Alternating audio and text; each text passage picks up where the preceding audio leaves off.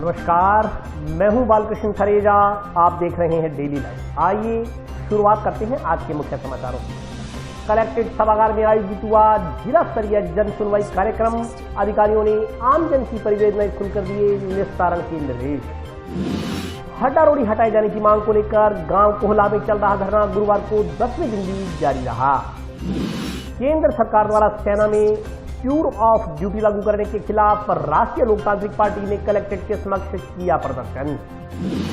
डिग्गी और solar pump के लिए दिए जाने वाले अनुदान की लॉटरी प्रक्रिया बदलने की मांग को लेकर किसानों ने अधिकारियों को सौंपा ज्ञापन। पीरखाना में चोरी की वारदात को अंजाम देने वाले तत्वों के खिलाफ कार्रवाई की मांग को लेकर समिति पदाधिकारियों ने जंक्शन थाना प्रभारी को सौंपा ज्ञापन। और अब समाचार विस्तार से। जंक्शन स्थित कलेक्ट्रेट सभागार में जिला स्तरीय जन सुनवाई कार्यक्रम का आयोजन किया गया। इस दौरान जिला कलेक्टर सहित अन्य अधिकारियों ने आमजन की परिवेदनाओं को सुनकर उनके निस्तारण के निर्देश दिए। जिला स्तरीय जन सुनवाई कार्यक्रम का आयोजन गुरुवार को जिला कलेक्ट्रेट सभागार में किया गया। सुबह 11 बजे शुरू हुई जन सुनवाई दोपहर करीब 2 बजे तक चलती रही। जिला कलेक्टर नथमल डिडेल ने जिला स्तरीय जन सुनवाई की। इस दौरान जिले के सभी विभागों के जिला स्तरीय अधिकारी सभागार में मौजूद रहे। वहीं सभी ब्लॉक मुख्यालयों पर एसडीएम, बीडीओ, तहसीलदार सहित सभी ब्लॉक सभागार में मौजूद रहे। जिला स्तरीय जन सुनवाई में जिले के नागरिकों ने अपनी परिवेदनाएं प्रस्तुत की। जिला स्तरीय जन सुनवाई में जन प्रतिनिधि भी शामिल हुए। इस जन सुनवाई की विशेष बात यह रही कि मुख्य सचिव कार्यालय, प्रमुख शासन सचिव, सचिव कार्यालय के स्तर पर भी वर्चुअली इसे वॉच किया गया। जिला प्रभारी सचिव अरुणा राजौरिया भी वीसी के जरिए जिला स्तरीय जन सुनवाई से जुड़ी रही। जन सुनवाई में नागरिकों ने अपनी अपनी समस्याएं जिला कलेक्टर के समक्ष रखी। जिला कलेक्टर ने संबंधित विभागों के अधिकारियों को समस्याओं का शीघ्र निस्तारण करने के निर्देश दिए। जन सुनवाई के दौरान ग्राम पंचायत मक्कासर के दीनदयाल ने जिला कलेक्टर को बताया कि उनकी ग्राम पंचायत में आवास योजना के तहत कई तरह की दिक्कतें आ रही हैं। आवास योजना के लाभार्थियों को प्रथम किस्त का भुगतान जनवरी-फरवरी माह में हुआ था। कई लाभार्थियों ने 15,000 रूपए खर्च कर नींव भर दी, लेकिन अभी तक द्वितीय किस्त का भुगतान नहीं हुआ है। दूसरी किस्त के लिए पहले तो ग्राम पंचायत की ओर से 1 माह तक चक्कर कटवाए गए। उसने 181 नंबर पर शिकायत की तो जवाब आया कि राज्य सरकार के पास बजट नहीं है। दीनदयाल के अनुसार ग्राम पंचायत मक्कासर के कई लाभार्थियों को तो द्वितीय किस्त का भुगतान नहीं हो रहा और कईयों को 2 दिन में जियो टैगिंग कर और 2 दिन में एफडी ऑर्डर निकाल तृतीय किस्त का भुगतान भी कर दिया गया है। कई परिवारों के हालात ये हैं कि सामान बाहर पड़ा है, आगे बारिश का मौसम है, लेकिन द्वितीय किस्त का भुगतान न होने से काम रुका पड़ा है। इसलिए वे अपनी परिवेदनाएं लेकर आज शिविर में पहुंचे हैं। जन सुनवाई में जिला कलेक्टर के अलावा अतिरिक्त जिला कलेक्टर प्रतिभा देवटिया, जिला पुलिस अधीक्षक डॉक्टर अजय सिंह राठौड़, जिला परिषद सीईओ अशोक कसीजा, उपखंड अधिकारी डॉक्टर अभी गर्ग सहित अन्य लोग उपस्थित रहे। तो करेंगे, रिकॉर्ड चेक करेंगे, तब तक वो स्थिति पर टाइम लगेगा। तो एक तो इमीडिएट एक्शन हो जाएगा, इसके अमल की कार्रवाई हो जाएगी। और अगर आपको रिकॉर्ड में आप जब चेक करते हैं ये पाया जाता है कि भूमि जहां वो कब्जा कर रहा है उसकी नहीं है, तो ऐसी स्थिति में आप अपने काउंटर पार्ट को कह सकते हैं कि 133 का इतना सा भेज दो, तो वो एक तो पुलिस का एक्शन हो जाएगा, दूसरा अल्टीमेट वो आपके यही मैच करेगा। 133 में भी कार्रवाई और फैसला आपको ही करना है, तो वो भी आपके प्लस में रहेगा, तो कार्रवाई बहुत इफेक्टिव हो जाएगी। तो आने वाले लोगों को जो इस तरह का कार्रवाई कर रहे हैं तो उनको एक नजीर पेश होगी, तो लोग थोड़ा डरेंगे, डिफरेंस इफेक्ट रहेगा कि हमें सरकारी भूमि या किसी की भूमि पे या विवादित भूमि पे कब्जा नहीं करना। तो वो ऑप्शन है, आप लोगों का अवेल कर सकते हैं। इस बारे में मैं आज ये आदेश जारी कर दूंगा, तो आप अपने जो भी पुलिस के काउंटर पार्ट है उनसे बात कर सकते हैं।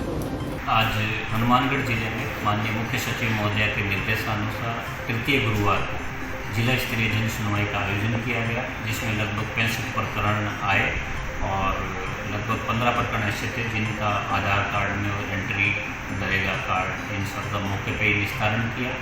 अन्य सभी को आज शाम तक हम लोग राजस्थान संपर्क पोर्टल पर दर्ज कर देंगे और सभी जिला स्तरीय अधिकारियों को, ब्लॉक स्तरीय अधिकारियों को निर्देशित किया है कि राजस्थान संपर्क पे जितने भी प्रकरण दर्ज हो रहे हैं उनका समय पर निस्तारण हो, निस्तारण गुणवत्तापूर्वक हो, नियमानुसार हो और हम लोग बातचीत करके अधिकतम लोगों को संतुष्ट करने का प्रयास करें। इसके साथ साथ आज जन अभाव, अभियोग और सतर्कता समिति की बैठक भी रखी गई थी और सभी प्रकरणों को बड़े डिटेल से देखा गया। आज इस जन सुनवाई में हमारे जिले की प्रभारी सचिव महोदया ने भी वीसी के माध्यम से ज्वाइन किया और प्रत्येक प्रकरण को बहुत ध्यान से सुना। कुछ राज्य स्तरीय मुद्दे थे जो हमने प्रभारी सचिव महोदया के ध्यान में लाए हैं और कुल मिलाकर के जो जन सुनवाई का मुख्य उसकी धारणा है कि प्रत्येक व्यक्ति के प्रकरण को ध्यान से सुने, सभी विभाग नियमानुसार डिस्पोजल करें और संपर्क पोर्टल पर अपलोड करते हुए उसकी मॉनिटरिंग करें, ये हम लोग हनुमानगढ़ में प्रयास करें। हड्डा रोड़ी हटाए जाने की मांग को लेकर गांव कोहला में चल रहा धरना गुरुवार को 10वें दिन भी जारी रहा।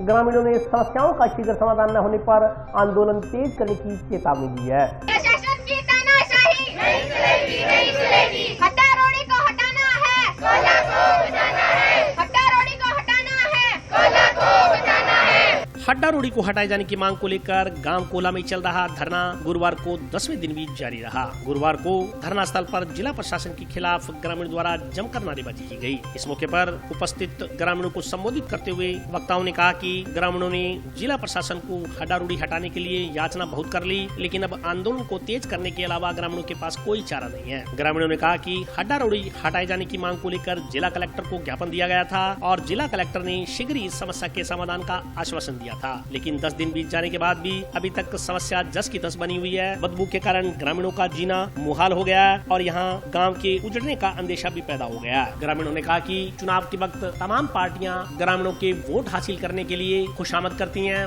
मगर अब हकीकत ये है कि भाजपा कांग्रेस सहित कोई भी पार्टी ग्रामीणों की सुनवाई नहीं कर रही। उन्होंने कहा कि आने वाले विधानसभा चुनाव में गाँव कोहला के ग्रामीण राजनीतिज्ञों को जवाब देंगे। इस मौके पर पूर्व सरपंच भागीरथ सुथार, उमा शर्मा, एकता मायल, रामलाल वर्मा, हरिराम मुंड, पूर्णनाम मामरी, पूर्णनाम मेघवाल, महावीर छिंपा, दलीप मधानिया, भादाराम यादव, काशीराम यादव, हंसराज, जगदीश जांगू, पृथ्वीराज गोदारा, साक्षी मोयल, कुमारी डोली, कुमारी ज्योति शर्मा, कुमारी पूजा, कुमारी दीक्षा वर्मा सहित अन्य ग्रामीण उपस्थित रहे। हरि ने भीषण हुंकार किया, अपना स्वरूप विस्तार किया। अब श्री कृष्ण दुर्योधन को बताते हैं कि मेरा स्वरूप देखो, तुम मुझे बांधने चले हो।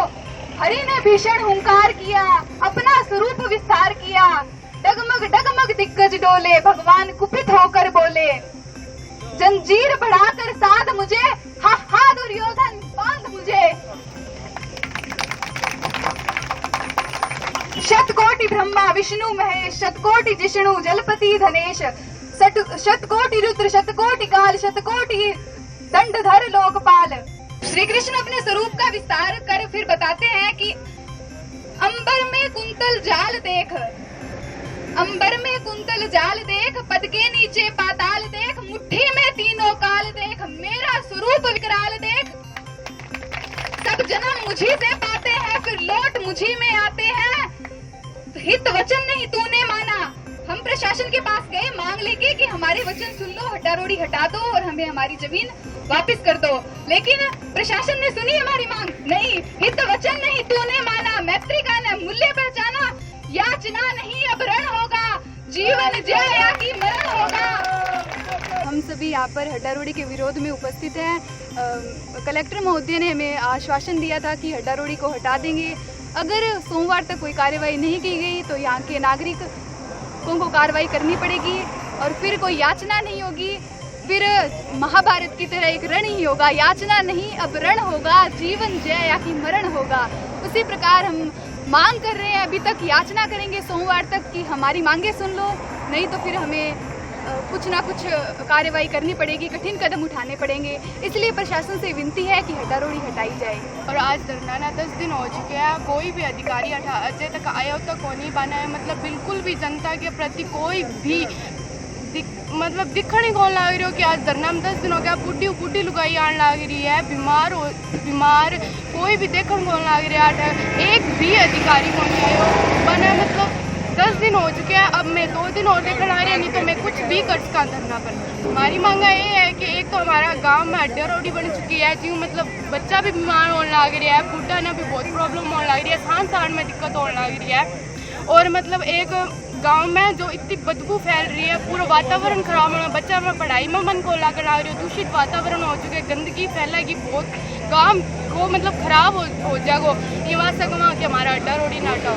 और मैं कलेक्टर ने भी गया, मैं आश्वासन दियो कि मैं थारो सहयोग करांगा, हड्डा रोड़ी ना हटावांगा, पर अजय तक भी आया तक भी कोनी, मैं आज लिखित में भी कौन देने लग रहा है। ये बात सक हमारा हड्डा रोड़ी ना हटाओ। केंद्र सरकार द्वारा सेना में टूर ऑफ ड्यूटी लागू करने के निर्णय का क्रियान्वयन नहीं करने की मांग को लेकर राष्ट्रीय लोकतांत्रिक पार्टी के कार्यकर्ताओं ने जिला कलेक्ट्रेट के समक्ष प्रदर्शन किया। इंकलाब जिंदाबाद, जिंदाबाद, जिंदाबाद, इंकलाब जिंदाबाद, जिंदाबाद, जिंदाबाद, इंकलाब जिंदाबाद, जिंदाबाद, जिंदाबाद, आर्मी भर्ती रैली शुरू करो, शुरू करो, शुरू करो। केंद्रीय रक्षा मंत्री की ओर से टीओडी टूर ऑफ ड्यूटी लागू करने के निर्णय का क्रियान्वयन नहीं करने की मांग को लेकर राष्ट्रीय लोकतांत्रिक पार्टी के कार्यकर्ताओं ने प्रदेश आह्वान पर गुरुवार को जिला कलेक्ट्रेट के समक्ष प्रदर्शन किया। इससे पहले पार्टी कार्यकर्ता नारेबाजी करते हुए जाट भवन से रैली के रूप में जिला कलेक्ट्रेट पहुंचे तथा प्रदर्शन के बाद राष्ट्रपति के नाम का ज्ञापन उपखंड अधिकारी को सौंपा गया। इस मौके पर आरएलपी कार्यकर्ताओं ने कहा कि केंद्रीय रक्षा मंत्री का कहना है कि अग्निपथ योजना से भारतीय सेनाओं में नई ऊर्जा का संचार होगा और युवाओं के लिए रोजगार के नए अवसर पैदा होंगे, लेकिन ये सत्य है कि सेना में संविदा आधारित भर्ती की यह कार्य योजना किसी भी रूप में देश जनमानस में भारतीय सेना के हित में नहीं है। ऐसे में सरकार को इस निर्णय पर पुनर्विचार करते हुए ऐसी योजनाओं को अमली जामा नहीं पहनाना चाहिए। उन्होंने कहा कि राजस्थान सहित देश भर में विगत 2 वर्षों से भारतीय सेना में सेना भर्ती रैलियों का आयोजन नहीं होने से राष्ट्र की सेवा के लिए सेना में जाने के इच्छुक युवाओं के सपनों को गहरा आघात लगा है। ऐसे में युवाओं को सेना में जाने के लिए 2 वर्ष की आयु में शिथिलता देते हुए शीघ्र अतिशीघ्र पहले की भांति सेना भर्ती रैलियों का आयोजन प्रारंभ करवाया जाना चाहिए ताकि बेरोजगार युवाओं को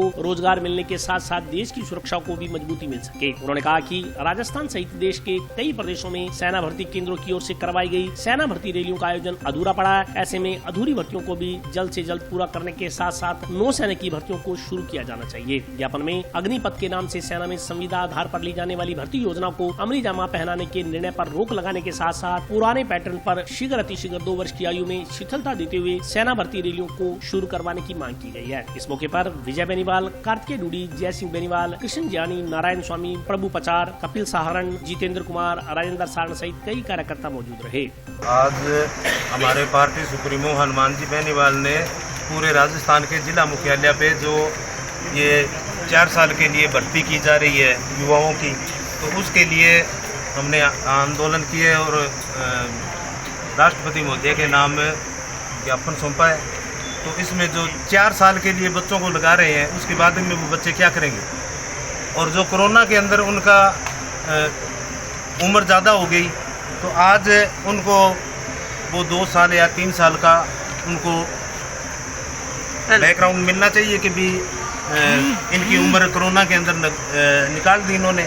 तो ये तो सारे अपने जो बड़ी पार्टियां हैं ये युवाओं के साथ खिलवाड़ कर रहे हैं, लेकिन हनुमान जी बेनीवाल नागौर के सांसद है, वो हर युवा की आवाज़ बन के हर जिला मुख्यालय पे प्रदर्शन करवा रहे हैं और लोकसभा में भी बोलेंगे और हमारे 3 विधायक हैं तो वो विधानसभा में भी ये मुद्दा उठाएंगे। मैं बांद्रा से कार्तिकेय डूडी हूँ और हमारा सुप्रीमो के हनुमान जी द्वारा ये निर्देश के अनुसार हमने आज पूरे प्रदेश भर में जिला हेडक्वार्टर पे अपना रोष व्यक्त किया है और विरोध दिखाया है कि ये जो 4 साल की संविदा वाली आप नौकरी निकाल रहे हैं ये युवाओं के भविष्य के साथ खिलवाड़ कर रहे हैं और इनका जो बार बार अपना स्टैंड रख रहे हैं कि ये इजराइल कंट्री या फिर एनी अदर कंट्री को देखते हुए ये जिस तरीके से उसके बेसिस पर निकाल रहे हैं, तो भारत की कंडीशन और उन कंट्रीज़ की कंडीशन अलग है। दोनों में जनसंख्या का बहुत फर्क है और दोनों कंट्रीज़ में बेरोजगारी के भी बहुत फर्क है। तो ये बच्चे जो 4 साल बाद जिनको रिटायरमेंट करके ये 20-22 लाख रुपए दे के घर पे भेज देंगे, उनके पास उसके बाद भविष्य बनाने के लिए कोई और रास्ता नहीं बचेगा। वो 22 लाख रुपए से अपना भविष्य किस ओर ले जा सकते हैं आज के वक्त में जिस तरीके की महंगाई हमारे देश में बढ़ रही है उसको देखते हुए। किसानों ने सिंचाई के लिए डिग्गी और सोलर पंप के लिए दिए जाने वाले अनुदान की वर्तमान लॉटरी प्रक्रिया को बदलने की मांग को लेकर प्रशासनिक अधिकारियों को ज्ञापन सौंपा।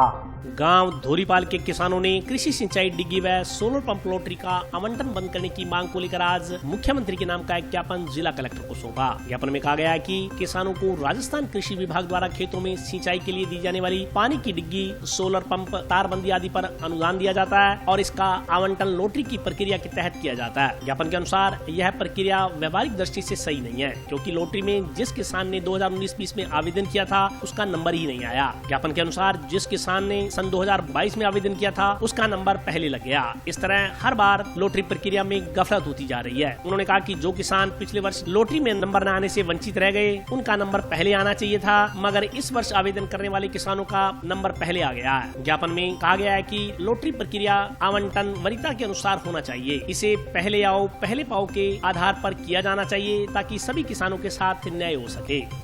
ये तो हम दे रहे हैं जो किसानों के लिए राज्य सरकार डिग्गी, सोलर पंप, तारबंदी के लिए जो अनुदान देती है और जो उसके अंदर ऑनलाइन जमाबंदी मांगती है, जमाबंदी जब देती है जमाबंदी के अंदर पटवारियों की वजह से या कंप्यूटरीकरण होने की वजह से उसके अंदर विवादित हिस्सा लिखा गया है।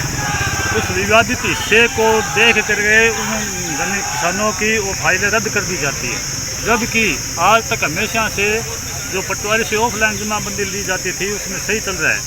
इसलिए राज्य सरकार से मांग है जो पटवारियों से ऑफलाइन जमाबंदी है उसके आधार पर डिग्गी, सोलर पंप, तारबंदी, जो भी अनुदान जो सुविधा मिलती है वो सुविधाएं राज्य सरकार किसानों को उपलब्ध कराएं। इसलिए राज्य सरकार से उम्मीद करते हैं कि ये समस्या खत्म करें।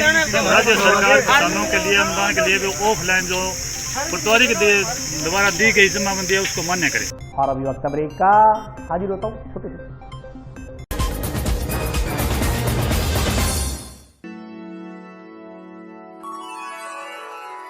यूं तो कई बार मुझे हंसते देखा है, पर ये हंसी कुछ और है। ये गहना मुझ पर जचता है, पर ये महज एक गहना नहीं, ये रूपरेखा है मेरे मन की, हंसती खिलखिलाती लहरों की, जो आतुर थी अब तक मुझ पर सजने को।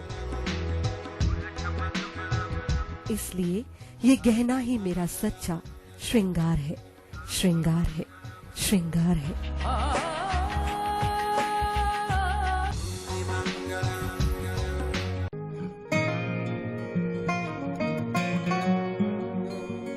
बेटा सतीश, देख बेटा, बिजली का बिल आया है, कोई छूट भी मिली है क्या?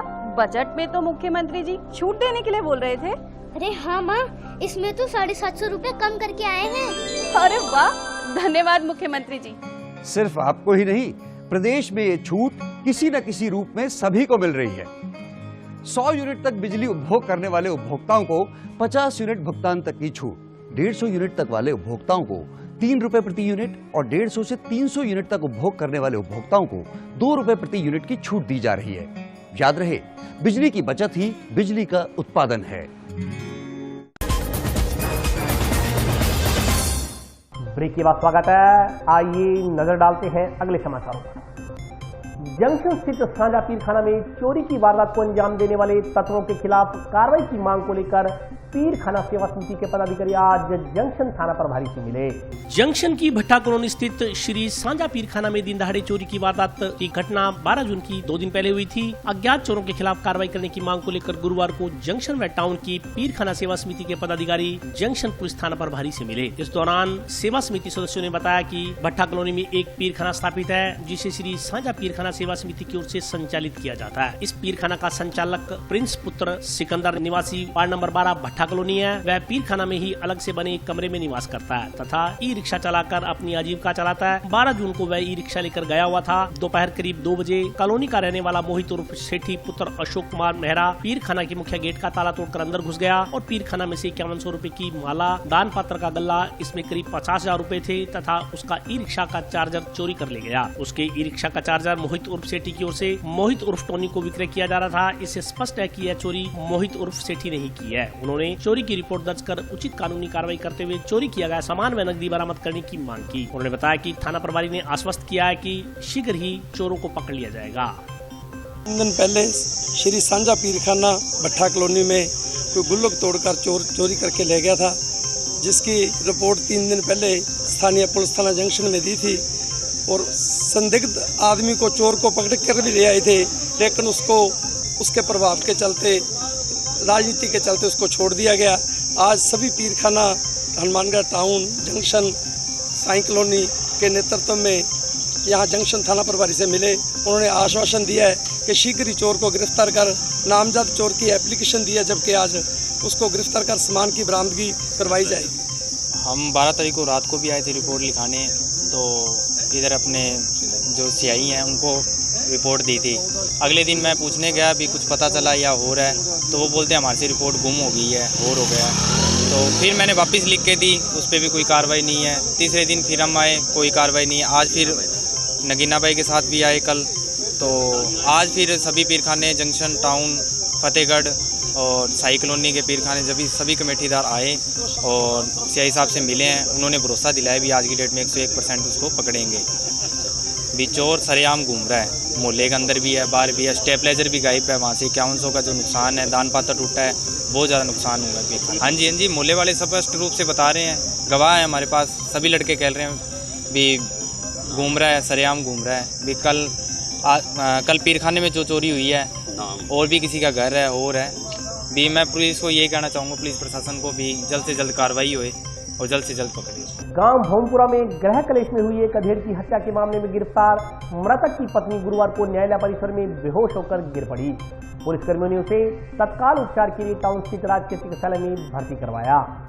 गांव भोमपुरा में गृह क्लेश में हुई अधेड़ उम्र के शख्स की हत्या के मामले में गिरफ्तार मृतक की पत्नी गुरुवार को न्यायालय में बेहोश होकर गिर पड़ी। पुलिसकर्मियों से तत्काल जंक्शन की कैनाल कॉलोनी के राजकीय चिकित्सालय लेकर आए। चिकित्सकों ने प्राथमिक उपचार के बाद महिला को जिला अस्पताल रेफर कर दिया। जिला अस्पताल में महिला को भर्ती कर उसका उपचार शुरू किया गया। मिली जानकारी के अनुसार टाउन पुलिस ने रामरतन मेघवाल पुत्र पतरा मेघवाल निवासी वार्ड नंबर 5 गाँव भोमपुरा की हत्या के आरोप में बुधवार को मृतक रामरतन के पुत्र भजनलाल और मृतक की पत्नी रेशमा देवी को गिरफ्तार किया। गुरुवार दोपहर को पुलिस मां बेटे को कोर्ट में पेश करने के लिए जंक्शन स्थित जिला न्यायालय परिसर में लेकर आई। तभी अचानक आरोपी रेशमा देवी कोर्ट परिसर में बेहोश होकर गिर पड़ी। इस पर मौके पर मौजूद पुलिसकर्मियों ने उसे तत्काल पुलिस जीप के जरिए जंक्शन की कैनाल कॉलोनी स्थित राजकीय अस्पताल पहुंचाया। अस्पताल में चिकित्सकों ने जांच की तो रेशमा देवी का ब्लड प्रेशर डाउन पाया गया। उचित उपचार के लिए उसे जिला अस्पताल रेफर कर दिया गया। रेशमा देवी को 108 एम्बुलेंस के जरिए जिला अस्पताल में लाया गया। चिकित्सकों ने भर्ती कर इलाज शुरू कर दिया। पुलिस अधिकारियों ने बताया कि आरोपी भजनलाल और रेशमा देवी की निशानदेही पर हत्या में इस्तेमाल कुल्हाड़ी बरामद कर ली गई है। गुरुवार को न्यायालय में पेश करने पर मजिस्ट्रेट ने मां बेटे को न्यायिक परीक्षा में भेजने के आदेश दिए हैं।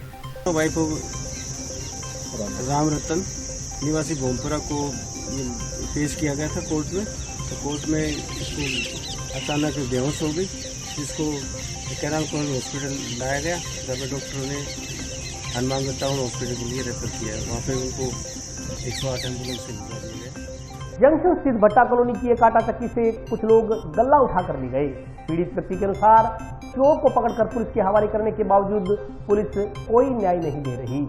पुलिस चोरियों को रोकने के चाहे लाख दावे करे, लेकिन हकीकत यह है कि आम जन द्वारा चोरों को पकड़कर पुलिस के हवाले किए जाने के बाद भी पुलिस चोरों के साथ सख्ती से पेश आने की बजाय उनके साथ रियायत बरतती नजर आती है। ऐसा ही एक वाकया जंक्शन स्थित भट्टा कॉलोनी में आटा की चक्की करने वाले एक व्यक्ति के साथ पेश आया। जंक्शन स्थित वार्ड नंबर 12 के निवासी नथुराम सोनी ने बताया कि वह जंक्शन के वार्ड नंबर 12 स्थित भट्टा कॉलोनी में आटा चक्की चलाने का काम करता है। बीती रात उसकी आटा चक्की पर 2 लोग आए और वहां रखे गल्ले को उठा कर ले गए। नथुराम ने बताया कि उसकी आटा चक्की पर सीसीटीवी कैमरे लगे हुए हैं। जब उसने सीसीटीवी कैमरे देखे तो उसमें गोवर्धन नामक व्यक्ति तथा एक अन्य व्यक्ति को गल्ला ले जाते हुए दिखाई दिया। इस पर उसने आरोपी गोवर्धन को पकड़कर पुलिस के हवाले कर दिया तथा इस संदर्भ में एक शिकायत भी लिखकर पुलिस को दी। नथुराम ने बताया कि पुलिस कर्मियों ने कहा कि इस समय रात्रि का समय है, कल दिन में इसके खिलाफ कार्रवाई की जाएगी। नथुराम ने बताया कि आज जब वह इस मामले में कार्रवाई करवाने की मांग को लेकर पुलिस थाना गया तो पता चला कि पुलिस ने आरोपी को किसी पार्षद की जिम्मेवारी पर पाबंद कर छोड़ दिया है। नथुराम के अनुसार पुलिस उसे नहीं बता रही कि वह पार्षद कौन है, जिसके कहने पर उक्त आरोपी को रिहा किया गया। नथुराम ने उसके चोरी हुए रुपए दिलवाए जाने तथा आरोपी के खिलाफ कार्रवाई किए जाने की मांग की है। मैं भट्टा कॉलोनी का रहने वाला हूँ, वार्ड नंबर 12 से। मेरी चक्की लगी हुई है बाबा लखदाता फ्लोर मिल के नाम से, और रात को 8:35 पर गोवर्धन नाम का लड़का और एक सेठी नाम का लड़का गल्ला उठा के ले गई। मेरे घर के ऊपर कैमरा लगा हुआ, उस कैमरे के अंदर इन दोनों की रिकॉर्डिंग है जी। और गल्ला उठा करके इन्होंने राकेश बघेल के घर में रखा। हमें घंटे 1.5 घंटे के बाद में पता चला भी गल्ला वहाँ रखा हुआ है। जाकर देखा तो गल्ला खाली था, उसके अंदर जो भी पैसा टका था वो ले गए। मुलजिम गोवर्धन को पकड़ करके हमने यहाँ थाने में पेश किया। रात को ही एक एप्लीकेशन दे करके गए थे, बोला कि ठीक है सुबह हम इसकी कार्रवाई करेंगे। तो अगले दिन पता चला कि इन्होंने गोवर्धन को छोड़ दिया, पार्षद की जिम्मेवारी पे पाबंद करके छोड़ा। अब पार्षद किसकी जिम्मेवारी पे छोड़ा, कौन सा पार्षद है, उसका जवाब तो ये लोग देंगे, हमें इस बारे में नहीं पता। एप्लीकेशन दे करके गए थे, मुकदमा दर्ज इन्होंने किया ही नहीं। परसों रात की बात है जी। तो सीसीटीवी कैमरे में डेट भी है और टाइम भी है।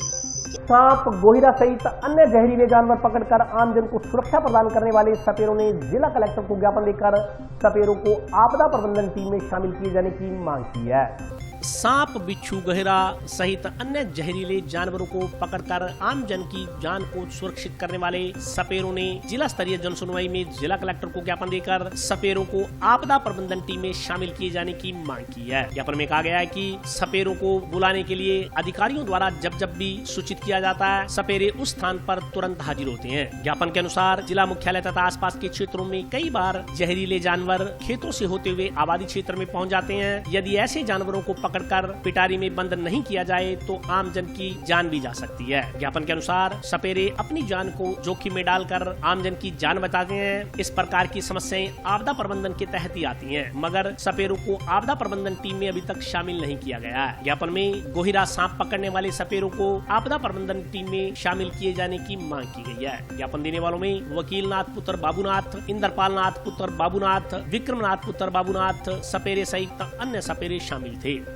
हम सांप पकड़ने का कार्य करते हैं। सांप है, जहरीले जानवर है, बिच्छू है, गोहिरा है, ऐसे वैसे जानवर हम पकड़ते हैं जिससे लोगों को ना खतरा ना हो। जैसे यहाँ कलेक्टर ऑफिस है, पुलिस लाइन है, जैसे कि एसपी ऑफिस है, ये हर जगह हम सेवा देते हैं। जैसे एडिशनल साहब के सांप निकल गया था, उनके हमने पकड़ा है। कलेक्टर साहब के ऑफिस में से, मीटिंग हॉल में से हमने सांप पकड़ा है। लेकिन यहाँ काफ़ी सालों से हम सहयोग दे रहे हैं।